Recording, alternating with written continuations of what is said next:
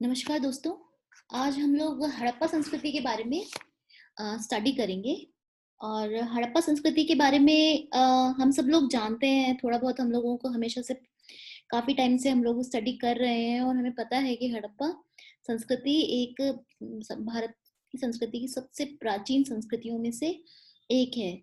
लेकिन आप लोगों को जानकर ये बहुत आश्चर्य होगा कि इस संस्कृति के बारे में हमें कोई जानकारी ही नहीं थी टिल 1826 तक, जब एक अंग्रेज टूरिस्ट मेसन नाम का उसने हड़प्पा के खंडरों को पहली बार देखा। और 1831 में कर्नल बर्नर्स ने इस खंडरों को देखा और उसके बाद में लेकिन उसके बाद में बहुत ज़्यादा इसके बारे में स्टडी वगैरह नहीं की गई। बाद में जो कनिंगम थे, जो कि बाद में इंडियन आर्कियोलॉजिकल सर्वे के सुपरिटेंडेंट भी बने और उसके सर्वोच्च अधिकारी बने, उन्होंने भी इसके जो जो फैले हुए खंडर थे उसका निरीक्षण करवाया। लेकिन तब भी कुछ बहुत ज़्यादा नहीं हुआ। बाद में जब एक रेल की पटरियाँ डल रही थी, उस समय कुछ ईंटों की आवश्यकता थी और जब ईंटों की आवश्यकता होने लगी तो उन्होंने आसपास के क्षेत्रों से ईंटें निकालने शुरू कर दिए और इन खंडरों से बहुत सारी ईंटें यूज की गई। और तब तब इस संस्कृति की तरफ थोड़ा बहुत लोगों का ध्यान गया, लेकिन उस समय भी इस चीज को बहुत ज्यादा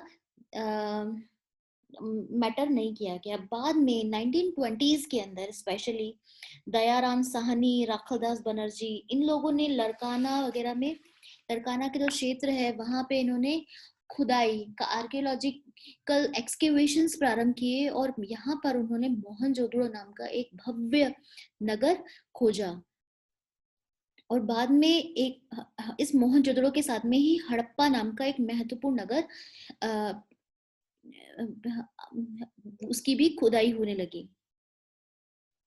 और बाद में जो सर जॉन मार्शल है, उन्होंने इसमें इसके जो एक्सकेवेशन से जो प्राप्त आर्टिफैक्ट्स थे, अवशेष थे, उसके आधार पे ये मतलब उन्होंने तुलना करने की कोशिश की और ये सिद्ध किया कि ये जो संस्कृति है वो बहुत ही ज्यादा प्राचीन है। बाद में इस पर बहुत सारे लोगों ने काम किया, जिसमें कि एनजी मजूमदार हैं, एच डी संकालिया हैं, बीबी लाल हैं, फजल अहमद हैं, रविंद्र वशिष्ठ हैं। इन्होंने सबने काम, बहुत सारे लोगों ने इस पर स्टडी की और तब पता चला कि ये जो संस्कृति है वो केवल और केवल सिंधु घाटी नदी के क्षेत्र में स्थित हड़प्पा मोहनजोदड़ो तक ही सीमित नहीं है, बल्कि इस संस्कृति का जो क्षेत्र है वो बहुत ही ज्यादा विस्तृत है। और हमें लास्ट इसके अवशेष महाराष्ट्र के इनाम गांव तक भी इसके अवशेष मिलते हैं। तो ये जो संस्कृति है केवल सिंधु सभ्यता, सिंधु जो नदी का जो दुआब है केवल वहीं तक ही सीमित नहीं थी। इसीलिए पहले इसको केवल सिंधु सभ्यता कहा जाता था, लेकिन अब इसे हड़प्पा संस्कृति के नाम से कहा जाने लगा, क्योंकि ये जो संस्कृति है वो केवल सिंधु नदी तक ही सीमित नहीं है, बल्कि इसका जो विस्तार है वो बहुत दूर दूर तक के क्षेत्रों में हुआ है। वो चाहे आपका गुजरात हो, महाराष्ट्र हो, यूपी का आलमगीरपुर हो, कश्मीर में मांदा वगैरह जो क्षेत्र है वहां तक इसका विस्तार मिला है। इस संस्कृति की जो एक जो अब जब ये संस्कृति की जो खोज हो गई है उसके बाद में जो इतिहासकार हैं, क्योंकि जो इतिहासकार होते हैं उनके लिए टाइम पीरियड बहुत इंपॉर्टेंट होता है, तो इस संस्कृति के टाइम पीरियड को लेके भी बहुत सारी कंट्रोवर्सीज हुई और अलग अलग इतिहासकारों ने इसके अलग अलग टाइम पीरियड्स बताए हैं। जैसे कि जो फ्रैंकफर्ट है, इसका जो काल है वो 2800 ईसा पूर्व के आसपास बताते हैं। इसी तरीके से जो सर जॉन मार्शल हैं, वो इसका टाइम पीरियड 3250 से लेके 2750 ईस्वी पूर्व के मध्य में मानते हैं। इसी तरीके से राधा कुमुद मुखर्जी भी इसका जो टाइम पीरियड है लगभग 3250 ईस्वी पूर्व से पहले का मानते हैं।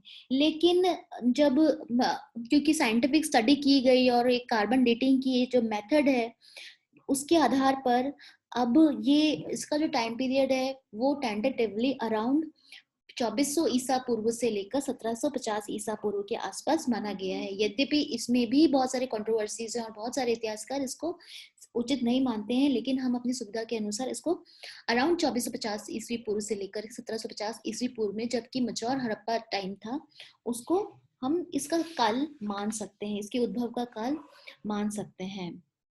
इस संस्कृति की जो एक महत्वपूर्ण विशेषता है वो इसका नगर निर्माण है, जो कि अपने आप में ही बहुत ही ज्यादा महत्वपूर्ण है, क्योंकि हमें इतनी पुरानी संस्कृति में हमको नगरों का और अर्बनाइजेशन के अवशेष मिलते हैं जो अपने आप में ही बहुत बहुत ही ज्यादा विस्मयकारी है।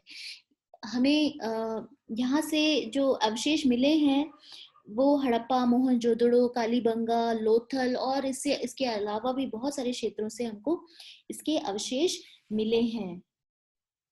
और यहाँ पर एक तो जो मोहनजोदड़ो है वहाँ पे हमको इस तरीके की एक इस तरीके के स्ट्रक्चर्स मिले हैं जिसमें कि एक तरफ दुर्ग या गढ़ी है और दूसरी तरफ सामान्य ऊंचाई पर जो दुर्ग बने हुए हैं और दूसरा जो हिस्सा है वो थोड़ा नीचे है। इन दोनों ही भागों में देख के ये पता चलता है कि जो जो समाज का जो एक वर्ग था वो दुर्ग में रहा करता था, और एक जो समाज का जो दूसरा वर्ग है वो थोड़े नीचाई पर निचले नगर में रहता था। तो ये एक महत्वपूर्ण और साथ साथ में एक और बात है कि इस दुर्ग को परकोटे से निर्मित किया गया था। इसके चारों तरफ एक परकोटा बनाया गया था, चबूतरा भी बनाया गया था यहाँ पर, ताकि उसके बाढ़ से सुरक्षा की जा सके। और एक जो महत्वपूर्ण बात है वो ये है कि यहाँ की सड़कें और गलियां वो भी अपने आप में बहुत ही ज्यादा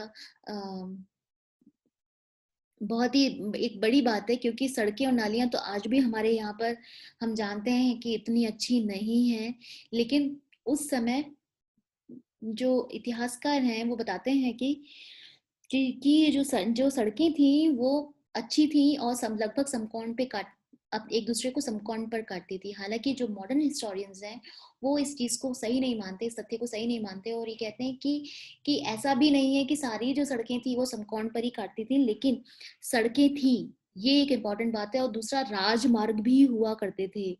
मोहनजोदड़ो में ही हमको वहां पर उत्तर से दक्षिण में जाने वाला एक राजमार्ग मिला है, और इसी तरीके से पश्चिम से पूर्व में जाने वाला भी एक राजमार्ग हमको वहां पे मिला है। इसी तरीके से जो सड़कें हैं वो इस बात को सूचित करती हैं कि यातायात यहाँ पर एक बहुत बड़ी यातायात हुआ करता होगा, और इन यातायात यहाँ पे होता था, यानी कि जो वस्तुओं का आवागमन है, लोगों का आवागमन एक महत्वपूर्ण संस्कृति का एक महत्वपूर्ण हिस्सा रहा होगा।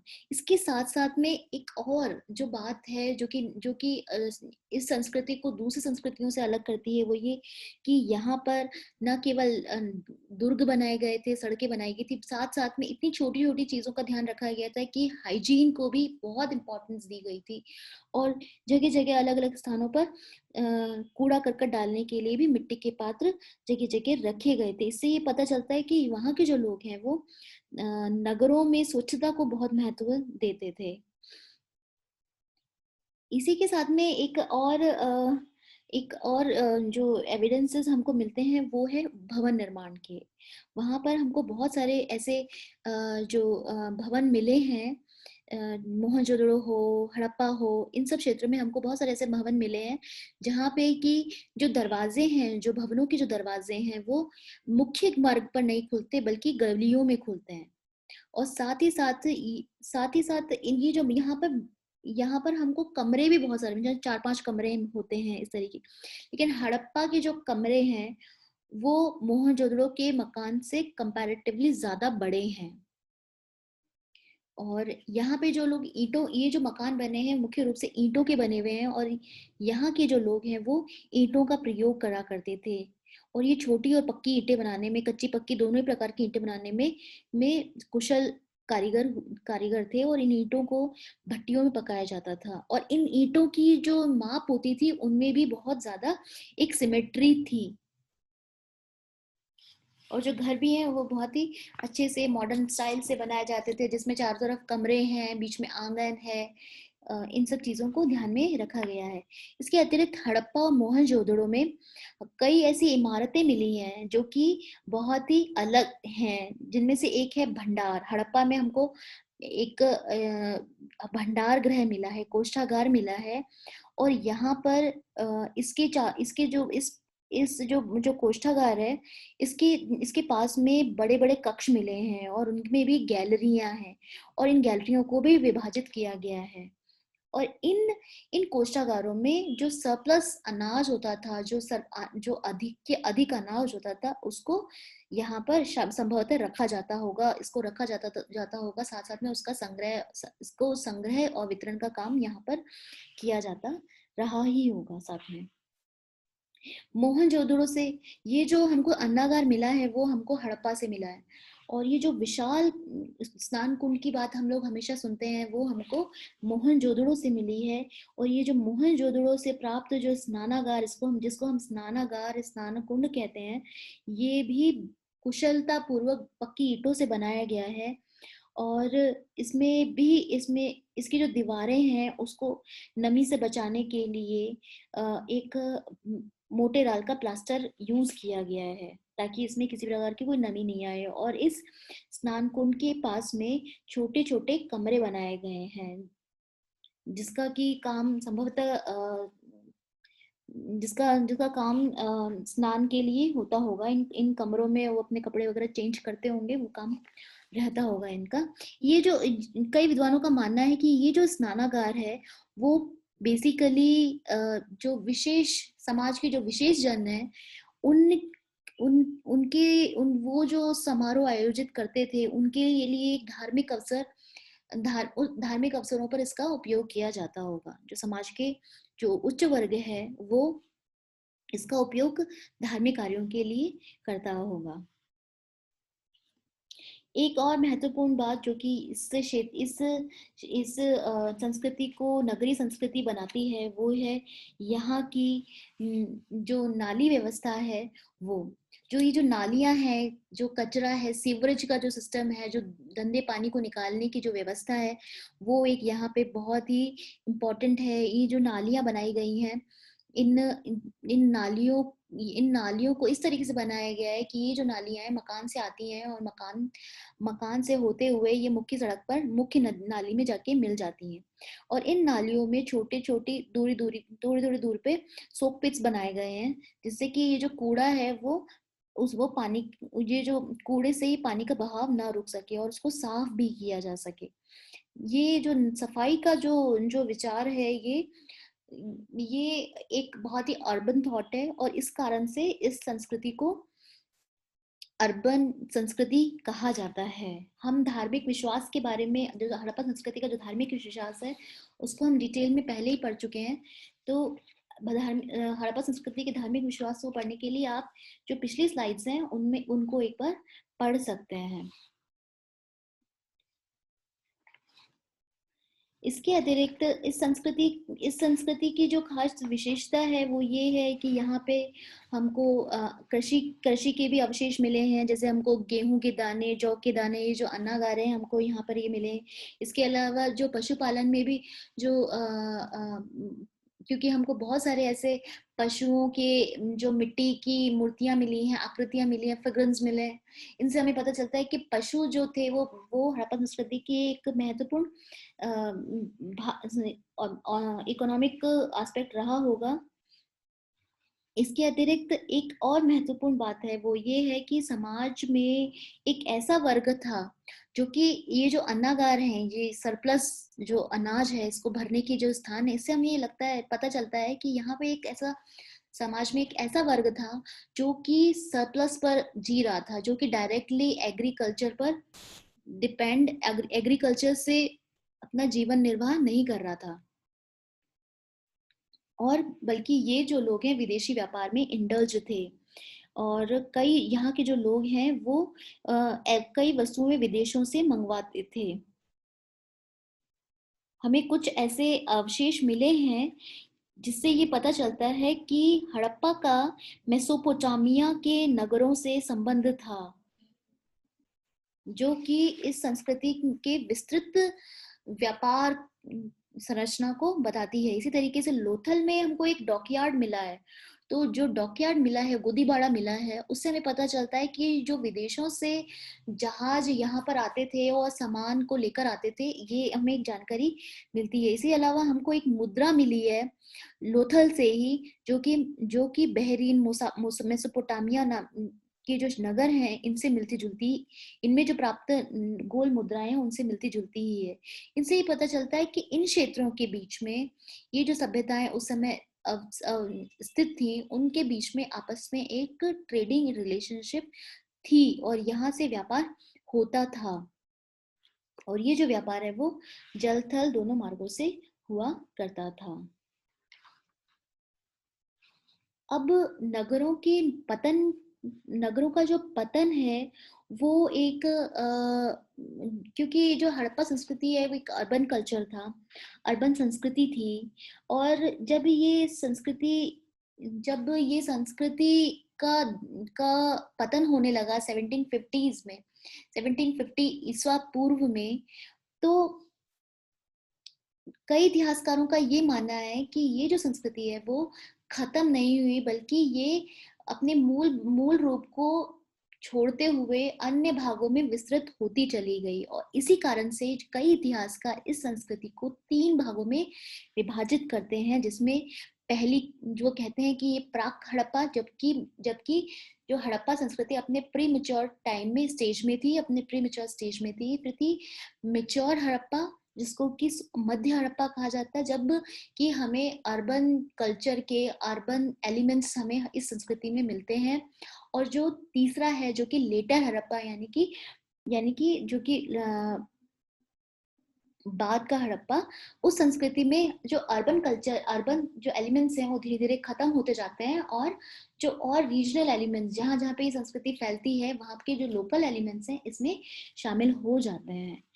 और कई इतिहासकार इसलिए ये मान के चलते हैं कि संस्कृति का विनाश नहीं हुआ, बल्कि ये संस्कृति फैलती ही चली गई। यद्यपि और जो इतिहासकार हैं वो ये कहते हैं कि संस्कृति का जो पतन है वो बाढ़ से हो गया। कुछ कहते हैं कि इस संस्कृति के पतन का एक बहुत बड़ा कारण आर्यों का आक्रमण था। कि हमको मोहनजोदड़ो में एक जगह मिली है जहाँ से हमको करीब 25-26 कंकाल मिले हैं, जो बेतरतीब तरीके से फैले हुए, ऐसा लगता है किसी ने उनको मारा है।